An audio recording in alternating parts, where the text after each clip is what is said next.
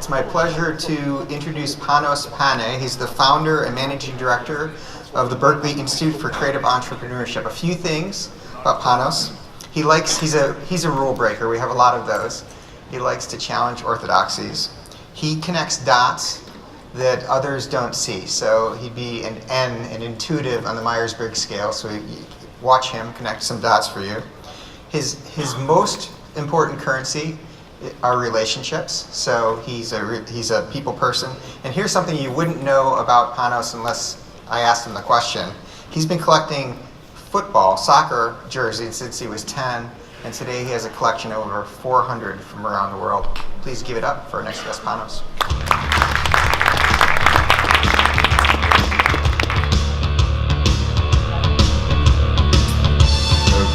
Hey, some news. I love that.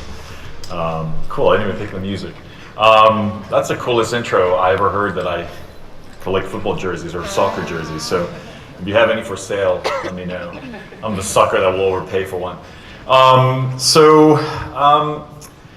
Let's see. I'll start with a quiz question. Anybody knows this building? Anybody who is from Boston? Okay. See, that doesn't work. Well, this is on the corner of Newbury and Mass Ave. It's now a TJ Maxx. And before this, it was a Best Buy. And before that, it was a Virgin Records. But before that, it was a Tower Records. And it was once the world's largest record shop. Yes, Boston boasted the world's largest record shop. Had 4 stories, as you can see, and the inside kind of looked like this. Now, all those records that you see in there, or CDs, fit into one of these. Kind of crazy. 4 stories, right, of a record shop fit in our pockets. And I know I don't have a music crowd, but I'm going to keep giving you some quizzes. This is a tough one. Not even Berklee students would know who these guys are. But I promise they wrote a lot of songs that you know. But these are 2 guys called Lieber and Stoller. They wrote Jailhouse Rock and a bunch of Elvis Presley songs. But once, this is how music was made. 2 folks, sadly at the time, mostly guys, a lot of guys, got together in a room, smoking, and they created music. Today, you can make music without playing an instrument. Everybody knows who this guy is. Skrillex, thank you. Okay, see, this is an innovation conference, but you gotta know who these folks are. Heck, you can even make music without even knowing music. You can even make music if you're not human.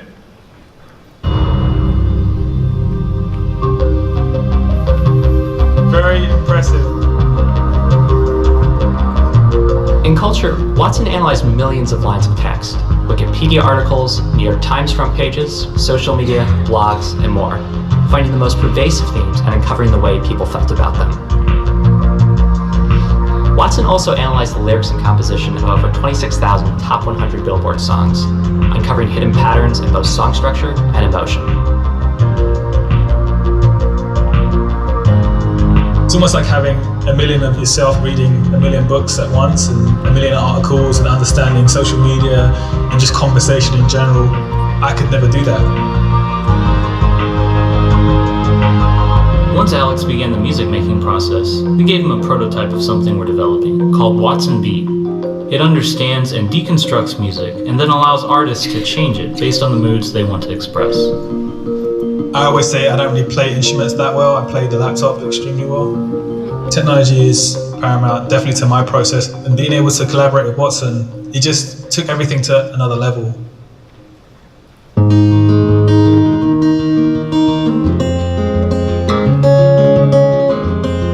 The data from Watson showed me all these heavy emotions millions of people felt around the world.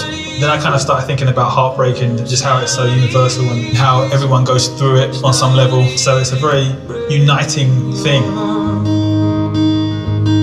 We were 2 dumb kids, full of grand ideas. Hopefully when this is being sung by 60,000 people in a stadium, everyone's singing the same lyric, but they're all singing about something slightly different. But they're all there as a community kind of feeling each other's pain in a joyous way. Working with Watson's been great because it allowed me to create something that I probably would never have done without him.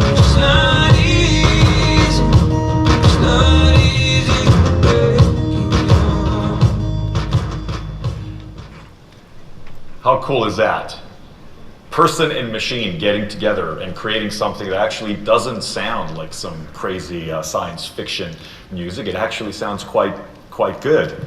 And for those of you who are of a certain age, this is how we used to enjoy music, and we were proud of our vast rooms and vast collections. Today, we can access music through our wrists, through virtual reality. Soon enough, we'll have intelligent assistants who can detect our moods. They already do this with Amazon Echo and Google Home. These are headphones, but they're not like the headphones that you and I have. They're actually programmable, and you can tune in or out if you go to a concert on different instruments. But this company's mission is, to paraphrase them, just like Apple put a computer in every hand, and Microsoft a computer on every desk, they want to put a computer in every ear. And Nest and intelligent thermostats and the Internet of Things are also going to change the way that we discover music. They'll be able to sense our moods and our environment and serve music that calms us or puts us to sleep. So this is a bit of a narrative arc to demonstrate that changes are happening, not so much just in the music industry, but these are fundamentally changes that are happening in our society, right? And to take a graphic out of a new Tom Friedman book, the rate of growth and the rate of changes is advancing at such a pace and accelerating at such a pace that we as humans are having a really hard time keeping up with it. So again, the music industry is an illustration of the changes that are happening around us, but at the end of the day, we have to be able to abstract ourselves from a particular industry and saying, well, these changes are reflective of what's going on around us. So about 3 years ago, I was approached by the president of the Berklee College of Music here in Boston with the concept of starting an institute for creative entrepreneurship.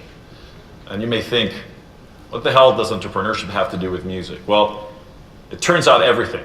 For those of you who have, at some point been musicians, anybody here aspire to go into music? You're killing me. Okay. Anybody has kids who want to be musicians? Okay, better. See, a young generation of aspiring creatives. That's good. But if you go to a music school or an art school or even a liberal arts school, right, you don't finish and go the traditional route of a career. You're not hired by a company, and you're not going to somehow rise through the corporate ladder. You're going out there and you're expected to make a career out of your individual strengths. So throughout the journey of your life, you will be asked to deploy entrepreneurial instincts. So I thought long and hard, okay, how do you coach entrepreneurialism to a bunch of creative folk? A bunch of people who, by and large, decided to go to a music school because they're rebelling exactly against this principle. They don't want to be business people. They want to be creatives. So one of the first things that I did is actually reach out to the Stanford D School. I think one of the co-founders spoke earlier at this conference, and I think some of you did a tour of their Cambridge office here in the area. But I reached out to my buddy Michael Hendricks over there, and I said, okay, I want to learn, how do you go about developing principles of innovation and principles of entrepreneurialism in people who traditionally don't think of themselves as business people.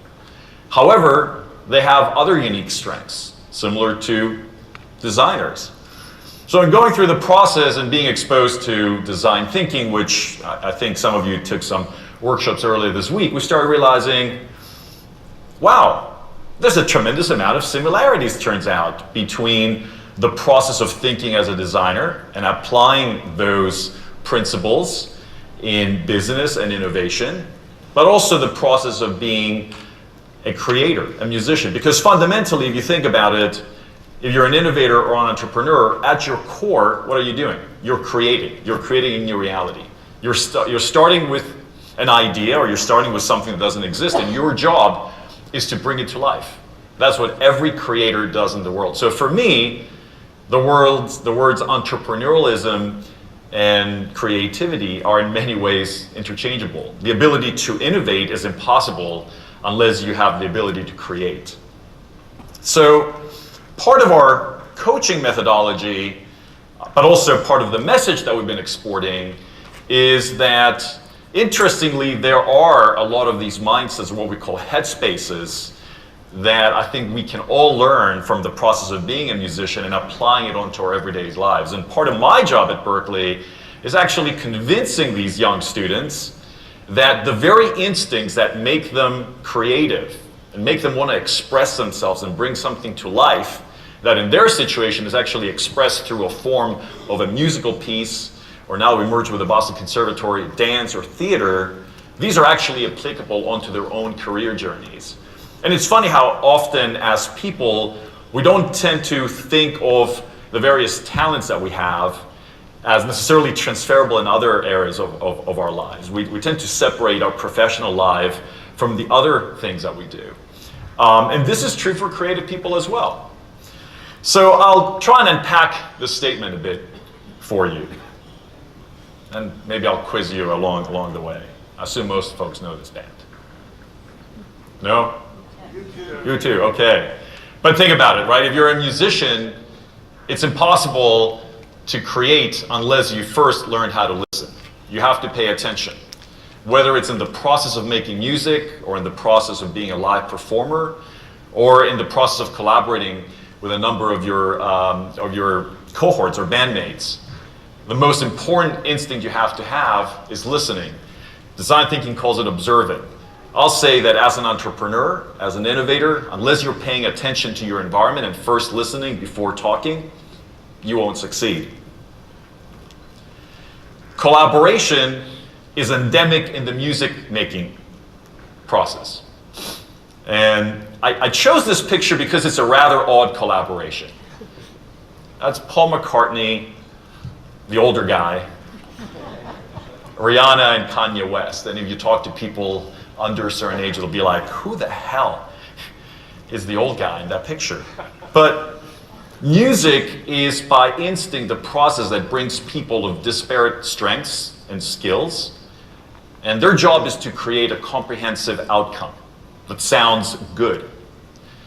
And I think Clay Christensen spoke earlier, but the ability to bring different concepts together and synthesize them, which is another music term, right? Synthesis. And create something wholly new out of the difference that the individuals or the ideas have is key to creativity and key to innovation. Good sense of timing. I think throughout the conference, you've probably heard about this, right? Good idea, bad timing. Timing is critical in music, whether in its most basic element, but also musicians tend to be keen observers of, again, what's happening around them and how to take advantage of that, how to create tension, how to use a rhythmic cadence to even change the way that they're perceived. I love this next slide. Clear analogs here, but often we tend to think of originality as people who completely break the mold. But I don't think anybody would doubt that Lady Gaga is original, but how much of that is derivative from something that existed before, in this situation, David Bowie. So again, can we become original by looking at the past and not necessarily always looking forward? I think we live in an era where we put a whole lot of importance on the present, as if everything that happened before us doesn't matter. But so much of what's about to happen and so much of looking forward is actually about a deep, deep understanding of what preceded you. And the best musicians that I know and the greatest originals that I know are actually people who have a very, very keen sense of what preceded them. Who's this? Okay, I know that I'm talking to a certain crowd when people know Jimmy Page. I've shown this presentation to a bunch of 15-year-olds that have no idea who this guy is. And I'm sure in 15 years I'll show them this slide and they'll probably won't even know what that instrument is. But what's Jimmy doing here that's kind of weird? He's bowing a freaking electric guitar. I mean, how messed up is that, right? Actually, he stole the idea from somebody else, by the way. So, as I know that Steve Jobs famously was quoted as saying that, you know, good artists borrow, great artists steal. He attributes it to Picasso. There's really no attribution right now to that. But Jimmy innovated by taking two things that did not really seem to even fit together from totally different worlds meant to be applied in a totally different context and created something totally new. This resulted in a tune called Dazed and Confused, in case you're not Zeppelin fans. But what can we learn about the process of innovation in our worlds by looking at this picture and saying, okay, I don't always have to create something new. Often it's about fusing two things that already exist, or borrowing one idea, design thinking, and applying it onto a totally different context, a music school. And this for me is my favorite performer of all time. Who's this? Freddie. I love that he's known with one name. See, there's not a whole lot of people who are known by one name. There's like Elvis, Freddie, I don't know, Madonna, Prince. They're all musicians for some reason. But a musician has the instinctive ability to get up on a stage and captivate an audience. And I often actually show to my students two videos. One of Steve Jobs unveiling the iPhone in 2007, 10 years ago, and one of Freddie Mercury at Live Aid in 1985. And I'm like, what do you make of these two? What are the similarities? It's amazing, actually. You know, for me, the best salespeople and the best innovators are people who are able to go out there and communicate the vision in such acute, such profound ways, if you will, that captivate and cut through people's emotions. And that's what music has the ability to do. That's what art has the ability to do. I mean, there's a reason, frankly, that when dictators come to power, the first thing they do is just get rid of all the artists and get rid of all the poets and get rid of all the musicians, because that's the power of music. I was talking to the folks backstage earlier about this setup, and of course, everything now is becoming a rock show. So what can we learn from these instinctive performers about our ability to communicate an idea to an audience in such a vivid way that it stops being my idea, it becomes your idea or our idea. The best performances are not ones where the performer and the audience are totally separated. It's actually one where audience and performer are as one. And the performance is unique because every audience is unique and they're co-creating. And ultimately, I think this is our job as people who want to go out there and create change within organizations. It's not about us. It's not about the singular journey, right? It's about the collective. It's about the organization. I'm going to keep the quiz. I'm going to make it really hard. Who's this band? Okay, you know it's the Beatles. Why? Pete Best. Hey, okay, there's Pete Best. Who's the other guy, though? Stu Sutcliffe, okay. Man, you guys, you should apply for Berklee. If you haven't, you actually get a whole lot of people who are, second or third career in applying, so you should consider that. But this is how many people know about the Beatles pre-1963 when the first album came out? Okay, so do you know where this picture was taken? Hamburg. In Hamburg, okay. So the Beatles actually spent 2 years in Hamburg with a totally different setup than the one that we all know about, really practicing and honing their craft. And in the broadest sense, failing over and over and over and over again until they got it right, down to the actual makeup of the band, right? So there used to be 5. We all know them as the Fab Four. Pete Best is known as the guy who passed on the greatest opportunity in life to become part of history, though he is kind of like in a perverse way still part of history since we're here talking about him. But you know, when they went to Hamburg, it was a complete failure. Their manager booked them to go there because that was pretty much the only way they could get any gigs. George Harrison was deported because he was underage. McCartney and Pete Best were deported because they tried to set fire to a condom as a way of illuminating their room because their landlord cut off the electricity. I mean, it was a complete disaster. But, you know, failure is an endemic part of the learning process. It's an endemic part of the music learning process, but it's an endemic part of any learning process. You saw earlier, Mark was talking about this concept of trying a whole lot of ideas to get a good one, right? In order to get a good idea, you need a lot of bad ideas. Well, in order to come up with a good piece of music, you need a lot of bad pieces of music. I mean, when people look at Picasso's, you know, paintings, they don't look at the thousands of sketches that were discarded. We tend to look at the masterpieces and admire how amazing these people are, but we have no insight, if you think about it, into the process that got them there. We don't know about all the bum notes that the Beatles played. We don't know about all the crappy songs they wrote, right?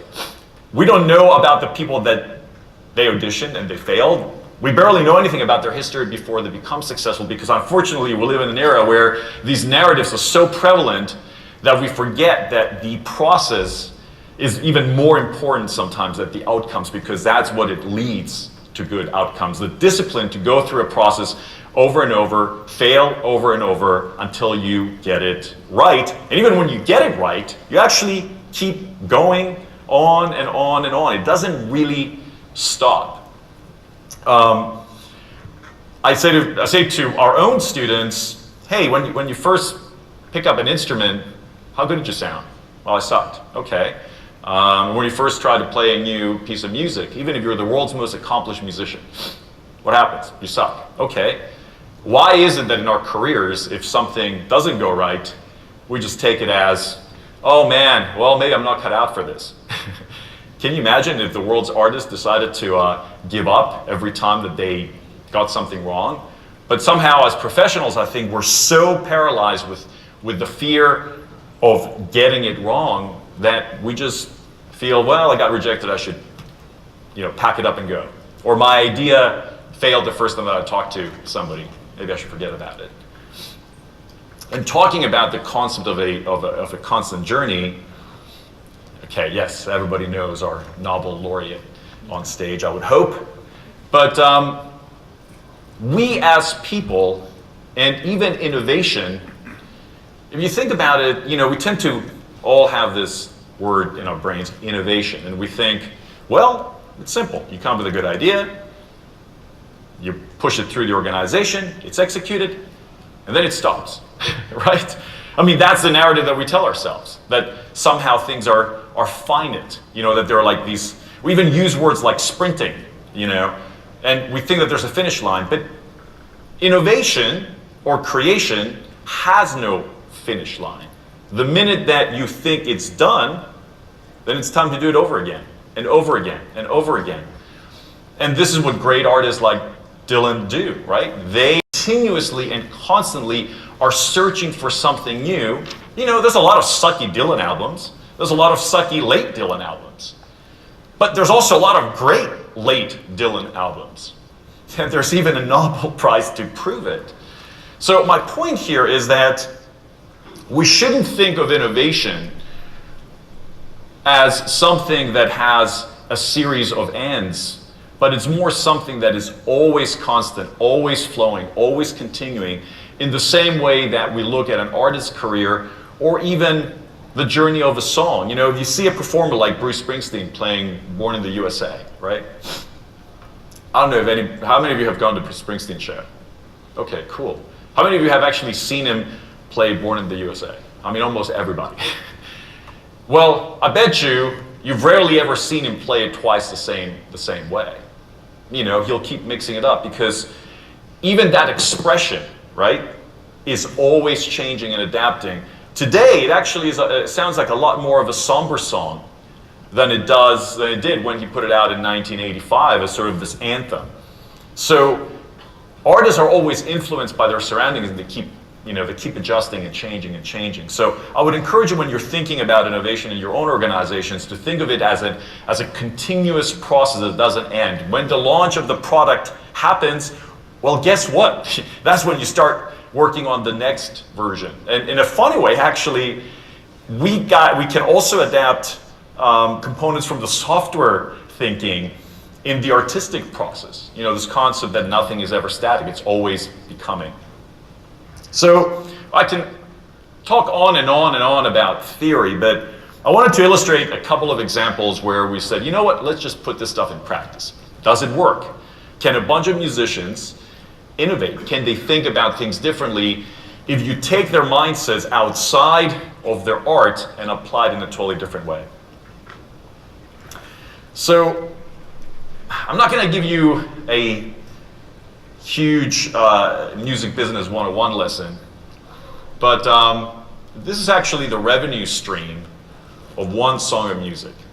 It's kind of nuts. So most of you probably know nothing about the music business, but if I ask, what is the one thing you know? Oh man, everybody's suing each other.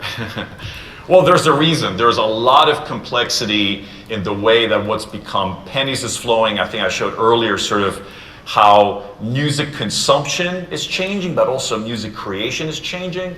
So just to illustrate it, a global hit, if you take a Taylor Swift song, right, could have over 700,000 different lines of revenue streams. It's insane. I mean, you know, it's in toys and in elevators, and it's in cars and radios and theaters, and people do cover songs, and there's ringtones and streaming music. You know, I can go on and on. There's video games, there's YouTube, there's mashups. Well, all this increased complexity is effectively leading to a stagnant industry where people are just not getting paid, largely because most of its infrastructure dates back to this invention, which was even more revolutionary than the iPod once was. What is this? I mean, I guess it says the player piano. Has anybody ever seen a player piano? Okay, I'm gonna freak out about this audience. You don't know Skrillex, but you know what a freaking player piano is. That scares me. How old are you people? Okay. Yes, a lot of the constructs we use in the music business to pay people actually date back not to the last century, but the century before the last century. It's nuts, okay? So when the player piano came around, that was the first time ever that people could actually enjoy a piece of music without ever having to physically be somewhere. I mean, that's pretty amazing if you think about it, right? That pre-late 1800s, to enjoy music, you actually had to be physically present. I mean, that's insane. I bet you most of you haven't gone to a concert. Judging by the reactions about the player piano, you probably haven't gone to a concert in years. Who's gone to a concert in the last 1 week? Okay, whatever. Okay, sorry. You guys are the hippest audience I know. That's cool. I don't want to insult you. What kind of speaker comes up here and insults his own audience? I wouldn't be heeding my own advice, I guess. But anyway, because so much of the infrastructure dates back to a couple of centuries ago, it's causing all these issues that's leading to a lot of people not getting compensated. And more importantly, there's no uniform way for people to identify who owns what, which is what's leading to all these problems, largely because of the complexity that I talked about. So about a year ago, we kicked off an initiative that we're doing in collaboration with the Digital Currency Initiative at the Media Lab, where we want to use blockchain technology. And I'm not going to go into a diatribe of what blockchain technology is, but think of it as a digital trust system that effectively tracks transactions, but you don't have a central clearinghouse. But we want to use this technology to effectively, fundamentally change the way that you identify rights ownership in the music industry and create what we call an open protocol for identification of rights holders. What the hell is an open protocol? If you use the internet or email, and you've heard of things like SMTP, those are open protocols that enable just about anybody to write an application on top of it, and you know that things are interoperable, okay? I'm going to leave it as such. So we want to create an open protocol that effectively all these various databases and systems in the industry can refer to it, so there's always a singular way of identifying ownership, and we feel that this can fundamentally change the way that money's driven in the industry. So we have over 180 companies that have joined in. This range from all the streaming services, all the record labels, all the music publishers, companies like Netflix, companies like Pandora, and so forth and so on. So we've been leading this massive effort to innovate in the music industry, fundamentally change the way that people get paid. So we said, okay, well, how can we advance these concepts? Because even while I'm standing here and I'm talking to you about things like an open protocol, some of you are probably thinking, what the hell is that? That's a weird abstraction, right? I mean, if I was talking about the internet here in 1994, you would probably be having the same reaction because there's nothing to humanize it, right?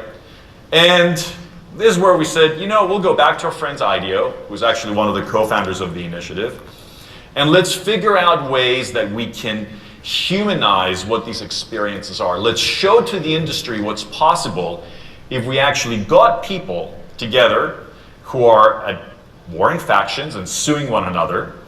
I mean, there's probably no more factious industry than the music industry. Trust me, I've been in it for 25 years.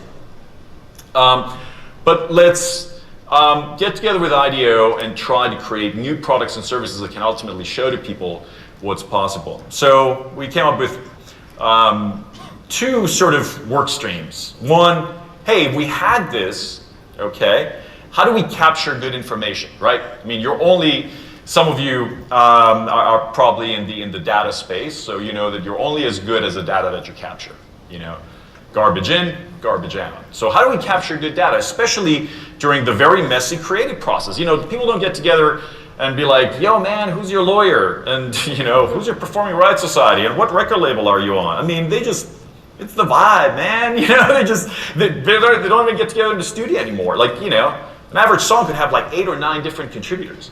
So how do you capture this information? And the other thing was, hey, if you have this data, right? This is maybe the most important question. What are new experiences that could be created for consumers? So we recruited 18 fellows from Berklee of various disciplines. Most of you may not know that Berklee is not just a performance college, but we have music production, we have sound design, we have music therapists, we have music educators, we have film scorers, we have people who do scoring for video games. So actually we have a quite diverse array of skill sets among our students. Unfortunately, we don't always have the environments that bring them together once they choose these majors. So we said, you know, let's bring these folks together and let's put them through effectively a super intensive design thinking process with IDEO. I mean, we gave these kids 3 weeks, okay, to answer those questions and come up with early prototypes. Amazing. In 3 weeks, they came up with 12 concepts for new products. I don't know about you. I could never do that. I mean, these were a group of 18 students.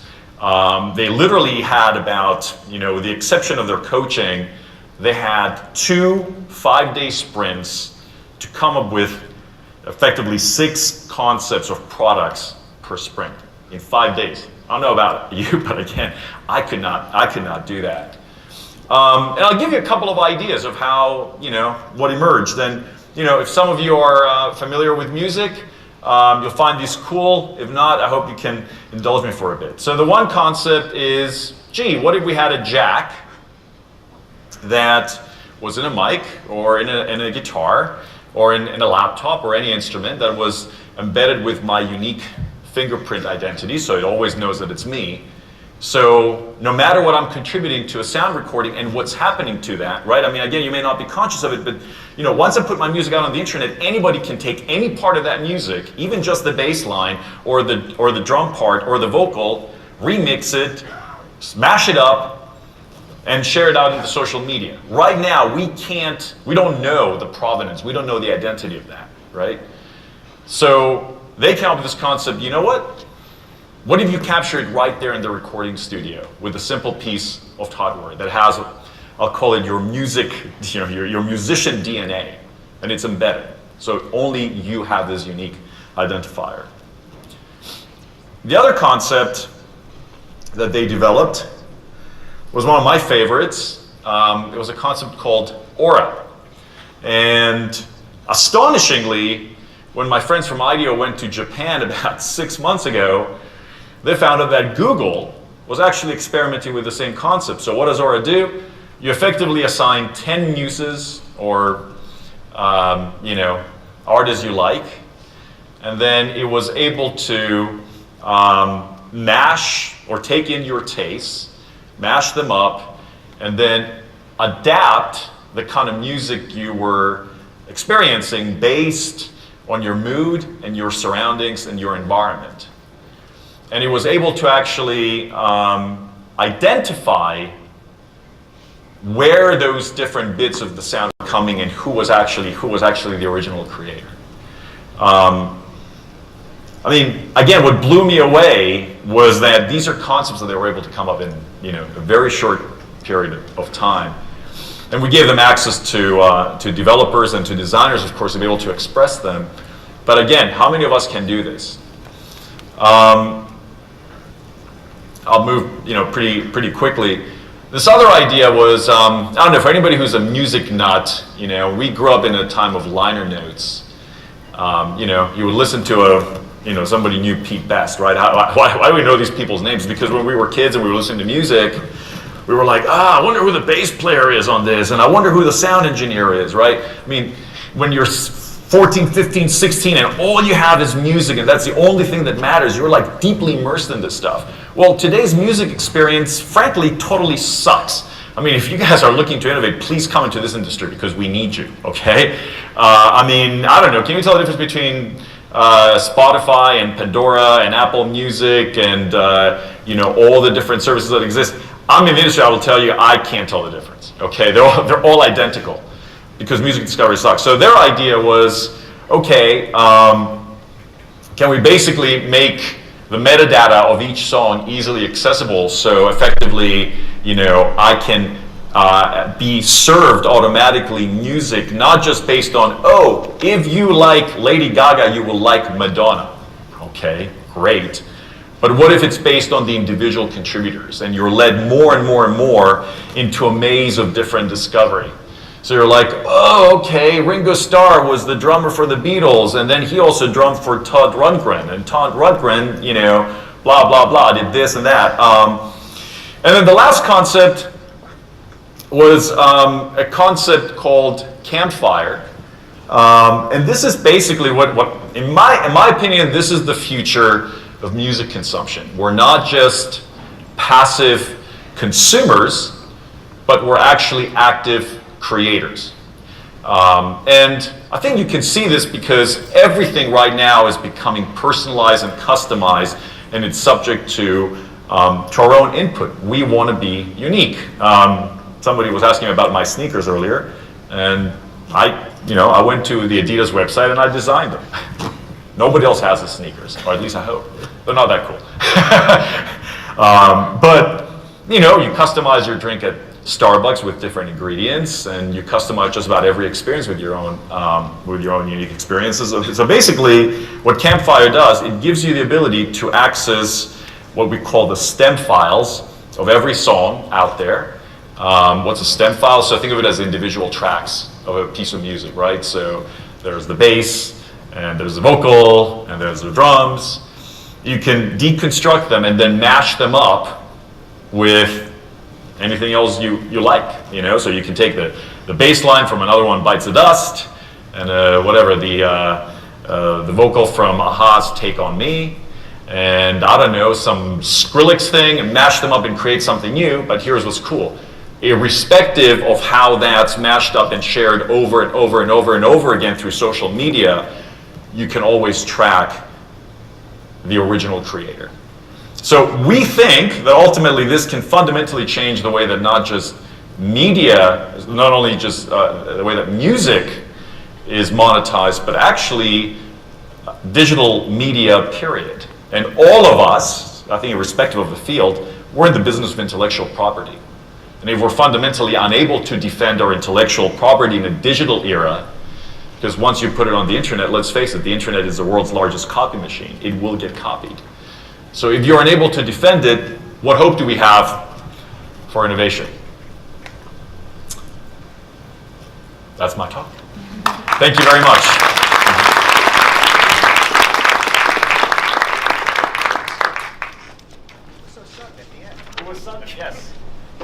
All right. Probably no Q&A. That was awesome. Thank you. I'm running like, oh my God, he's gone! Okay, great job. Thank you so much.